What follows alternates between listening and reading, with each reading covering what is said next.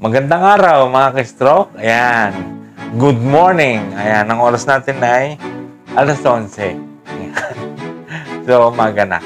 Ayan. So, ang ating topic po ngayon for today's video ay ikaw ba ay nahihilo?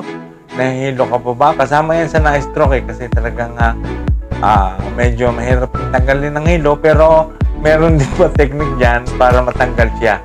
At papakita ko po sa inyo kung paano. So, bago ko po ipakita yan, ay siyempre, mag-subscribe muna po tayo sa mga bago pa na nating viewers. I-subscribe natin itong Dagsmanian. At yun na rin i-like at i-hit ang notification bell para updated tayo sa mga video darating na tungkol sa na-stroke na lumalaban. Ayan, at especially doon sa mga walang therapy. So, samahan niyo ako ha. Alright? Alright, let's go. Intro muna tayo na konti.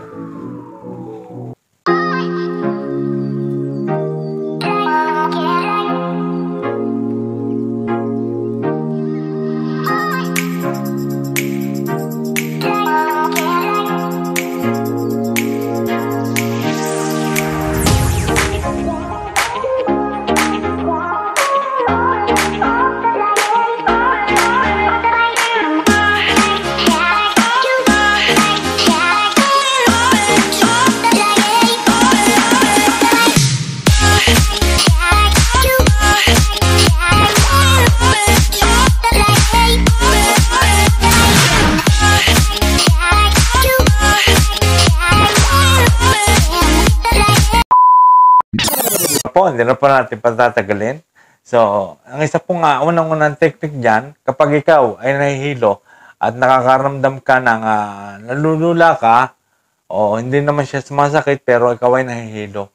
Parang umiikot ang iyong tingin, di ba? Ganon naramdaman. Kasi, na-experience ko rin po yan, at ang ginawa ko po, ay ako po ay nag-research din, at nagtanong-tanong kung paano maiwasan ang hilo. Kasi kung sa doktor ka magtatanong, ay resetahan ka ng gamot. Ayan. Pero yan po ay mababawasan na ang ating panghihilo kung gagawin din natin ng mga exercises na ito. Nagagawa mo na itong lunas sa hilo, ay nakakapag-exercise ka pa. So ito po ang unang-unang gagawin natin. Ayan, nakaupo po tayo. Tayo po ay tatayo. Pero hindi po tayo basta tatayo. Ganito po ang kamay. Tapos, lingon sa kaliwa. Ayan. Pag lingon natin sa kaliwa, tatayo po tayo. Nakalingon.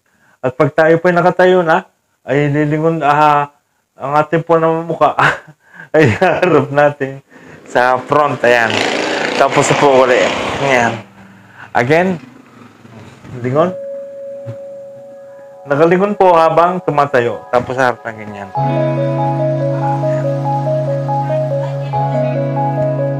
Ayan. Tapos ganun din po. Pwede po natin gawin din sa kabila. Ayan.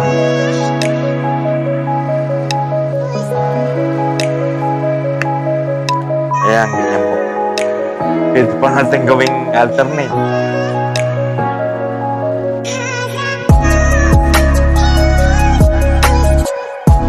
Ayan, ganyan po. Ayan. Pwede natin gawin ng mga 10 repetition. Ayan. O kaya, kung hindi pa masyadong kaya ng tuhod, edi mga 5. Ayan. Tapos, gawin din natin 3 sets. At mapapansin ninyo na dumidiretso na ang tingin, nag-i-stay. Hindi na siya umiikot. At saka kung minsan, nagbablur, di ba ang tingin? So, ang sunod po naman natin gagawin ay tayo po ay maglalakad tapos lumilingon din. Ayan. Parang ganito po. Ayan. Kahit pa ikaw ay zombie mode, ang lakad, ay gagawin mo rin to. O for example, ganyan ang lakad. Ayan. Pero gagawin pa rin natin. Ganito po ang gagawin. Ayan. Hakbang ng isa. Ayan. Tapos lingon sa kaliwa. Ganon. Lingon sa kaliwa. Lingon sa kanan. lingon sa kaliwa. Ayan. Tapos ganoon din pong pabalik. Lingon sa kaliwa. Lingon sa kanan. Lingon sa kaliwa. Ayan, ganun po. Ayan. At yan po ay makakatanggal ng lula. Ayan.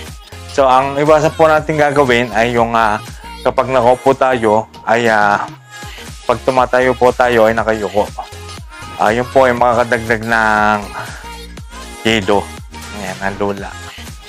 Ayan, so mga ka-stroke, yung pong aking pinakita na galaw, ay talaga po yan po ay nakakatulong. At yan po ay base rin sa aking experience. Dahil ako po ay dumanas rin ng pagkahilo. Ayan. At madalas, ngayon, hindi ko po alam kung paano malulunasan yun. Pina-check up ko po yun sa doktor. Niresetahan naman lang tayo ng gamot. Pero ang nangyari, di bumabalik pa rin siya ng bumabalik. Tapos babalik ka pa rin sa kanya, sa doktor, pagka naubos ang gamot at re-resetahan ka na naman ulit ng panibago, di gastos ka ng gastos. So, yung pong aking ginawa ay talagang makakatubid ka at talagang natatanggal ang lula. Ngayon, bakit ba tayo nalulula? Kasi nga, unang-una pagkagising, lalo na kagaya natin na stroke, ay pag natutulog tayo ay lagi tayong nakastay lamang sa isang posisyon. Ayan. Hindi masyadong naigagalaw ang ulo. Ayan. Tapos pagising mo, uupo ka, manonood ka ng TV, pabubuksan mo ang TV. O kaya nakastay ka lang laging ganyan, manonood ka ng TV. Nakaganyan ka, nanonood TV. Hindi naman laging nakatutok ang mapapansin mo, hindi mo pala mapapansin ang ulo mo ay naka-stay lamang lagi sa ganong posisyon ng lugar. Tapos kung magse-cellphone ka naman, di ba, papatong mo sa lamesa. Tapos pindot-pindot ka na ganyan, yung ginagamit yung malakas na bagay na katawan, hindi pa rin dapat pala ay nagpapabago-bago ang posisyon din ng liig. Ayan, at saka ng ulo. Ayan, kagaya ng pag ganyan-ganyan ka, dapat kung may ganyan-ganyan ka lagi. Kasi pagka lagi ka naka-stay pala, ay ikaw pala ay talagang magkukustyon ng lula. At yan po ay base sa aking experience at nahuli ko kung bakit nagkakaganon. Ayan, so nung ginawa ko po ng ginawa yon, nabawasan po talaga ang aking panghihilo. Pero may dumadating pa rin yung time na bumabalik-balik pa rin siya kasi kasama po yan talaga sa na-stroke. Sapagkat ang ating pong brain ay talagang marami rin ang namatay na cell. Kaya marami po siyang nawala na cell na hindi na talagang gumagana. Kaya matagal din ang proseso ng pag-recover ng affected body natin. Ayan. So, tsaka nagkukos din yun talaga na ikaw ay mahihilo. So dapat ikinagalaw siya ng iginagalaw. Nagalaw din siya na nagalaw. Yun ay base sa aking experience at talaga na mga nawala ang aking panghihilo. Hanggang ngayon ay matagal ba ulit ako bago mahilo. Ewan ko siguro talagang baka sana nawala na. Kasi dati nung ginagawa ko medyo bumabalik-balik pa siya. Pero sa pirmihan kong paggawa ng ganong exercises ay nawala siya. Hindi na ako nahihilo. So, ulitin ko po mga ka-stroke, mga kapatid na na-stroke. Ako po ay hindi magaling pagdating sa mga ganyan. Ang akin po ay talagang base lamang sa aking experience. Hindi po ako doktor o therapist, hindi po. Ako po ay binabahagi ko ay mga nangyayari sa akin at yung mga kung bakit ako nakaka-recover ng ganito ay sapagkat sa mga exercise din ay pinakikita ko po sa inyo. Yan po ang aking ginawa. Kaya sana gawin nyo rin at sana makatulong po sa inyo. At saka ang importante nga talaga sa pag-recover ay yung matanggal mo ang iyong galit talaga. At saka nandiyan kasi yung inggit nagkaganyan ka, na-stroke ka, Siyempre, nandyan yung inggit, nakikita mo yung mga kasama mo, dati, mga kaibigan mo, nagagawa nila ang gusto nilang gawin, di ba? Samantalang ikaw, tayo, may limitasyon na. Hindi natin nagagawa yung ginagawa nila. Kagaya ng pagtakbo, yan, tsaka yung mga kinakain nila, mga iniinom nila, karamihan ay hindi na talaga natin pwedeng inumin, kagaya ng mga alcohol, may alcohol. Ayan. So, limitado na tayo. Siyempre, nakakaingit nga naman yon sa makikita natin sa ating mga kaibigan, mga kabarkada, nagagawa nila yon. Pero, yun ay may limit. Ayan. Sana wag nila maranasan yung dinanas natin. Ayan. So, kaya wag kang maiinggit kung nagagawa nila yon. Ayan. Lahat nga ng sobra ay nakakasama. Pagkusipayuhan natin sila na wag sosobra, halimbawa natin ang ating sarili sa kanila. Ayan. At wag kang maiinggit kasi pag ikaw ay naiinggit, parang walang patutunguhan ang iyong buhay. At ang inggit ay nagkukos siya ng galit sa dibdib. Ayan, dyan mag-umpisa yung talagang masisisi mo na naman ang sarili kung bakit ka nagkaganyan, hindi mo matatanggap hindi mo matanggap-tanggap ang nangyari talaga sa iyo. Kasi ang inggit ay nauwi nga sa galit, nagkukos yan ng umuwi yan sa mga negatibong bagay. Yung mga hindi ka natutuwa sa mga nakakamit ng ibang tao. So, iniisip mo ay yung hindi ka nagpapalamang. Ayan, especially doon sa makakakita ka na na-stroke din, tapos napakabilis niya makarecover. Kaya naman ganon, siyempre, masipag din yun. Makikita mo, tumatakbo na siya, lumalakad na siya, mapapasana all ka na lamang, di ba? Pero tandaan natin kapatid, ang paggaling at pag-recover ay hindi yan karera. Ayan. Basta ang gawin mo lamang ay mag-focus ka sa iyong sarili. Ayan, kung paano ka makaka-recover, gawin mo yung mga exercises na nararapat at saka ang sarili mong intindihin mo. Huwag mo silang intindihin. Ayan. So, darating din kasi yung para sa atin.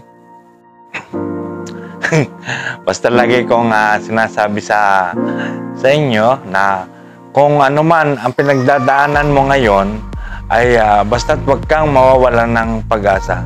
Darating din ang time na bigla ka na lamang na hindi mo inaasahan na ang iyong biglang paggaling, pag-recover, kasi yan naman talaga ang ating pangarap ngayon.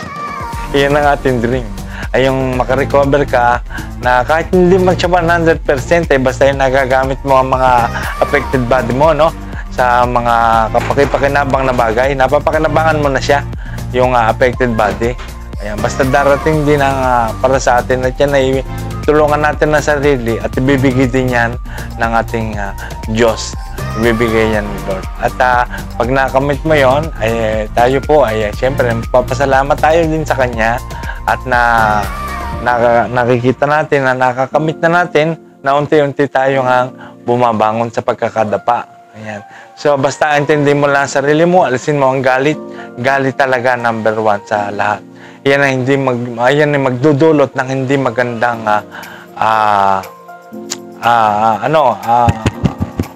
buhay sa iyo. Hindi parang mawawalan ka na ng konsentrasyon. So, ang maganda, mag-focus ka nga sa iyong sarili, mag-focus ka sa iyong pag-recover, exercise, ayan, at huwag tayong maiinip. Ayan, number 1 yun. Hindi naman tayo nagmamadali at hindi rin tayo nakikipagkarera. Kung may nakita man tayo na na-stroke din, na siya man mabilis makarecover, ay huwag tayong maiinggit doon. Ayan, sa halip ay dapat tayong matuwa kasi siya ay nakarecover. Ganon. At hindi nga karera yan pag-recover eh. So, yan po ang aking masasabi. Basta, always think positive. Lagi kong sinasabi sa inyo. At never lose hope. Huwag tayong mawawala ng pag-asa.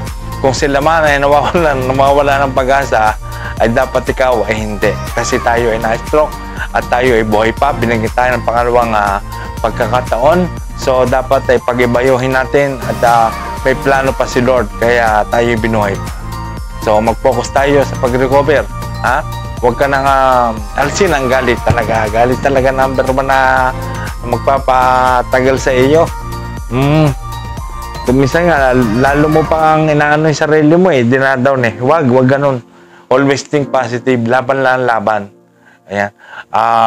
Kalimutan natin yung mga salitang suko. Ayan. Kasi nga, pagsubok lamang yan. Hindi naman tayo bibigyan nga ng pagsubok kung alam naman ng Diyos yan na kaya natin, kaya binigay sa iyo. At para nga tayo matuto. Yun, ganun. So, maraming salamat sa panonood. At gawin po ninyo yon kung ikaw ay nalulula nga pala doon sa ating exercise, ay gawin nyo yon at yan po ay talagang makakatulong para makabawas ng pagkahilo. Pero yan po ay hindi ibig sabihin ay pagka ginawa mo yon ay tanggal na kaagad ng walang-wala na. Ayun po ay talagang bumabalik pa rin siya, pero gawin nyo lamang po ng gawin yon ay talagang mawawala. Kasi po ayun po ay nasa experience ko po. Na-experience ko po yan. Ako po nalula rin kasi ako nga stroke din Stroke patient din ako At yun po ang ginawa ko at talagang nakabawas siya ng panghihilo. So, yun ang ating gawin mga kapatid. Basta laban lang Huwag susuko. Ayan. Huwag tayong panghihinaan ng loob. So, maraming salamat sa panonood at lagi natin tatandaan. Lagi ko naman sinasabi sa inyo nauna ka pa alam mo na pala gagaling, lalakas, at para sa ating mga boys ay kailangan yan. Hindi maaaring hindi mangyayari ito. Titigas. So, thank you very much. Mahal na mahal ko po kayo na mga lumalaban sa stroke. At ako po'y natutuwa na marami pong mga nagko-comment din na talagang nag-i-improve, na may improvement po sa mga ginagawang exercise. Basta lagi niyang ginagawa, ayan, hati-hatiin natin sa mga daily routine ang exercise.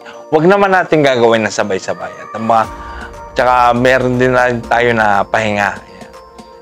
May limitasyon din ang exercise. Huwag natin pepersahin. So maraming salamat sa inyo lahat at pagpalain tayong lahat ng ating Panginoon Diyos. Ayan, so, thank you very much and I love you all.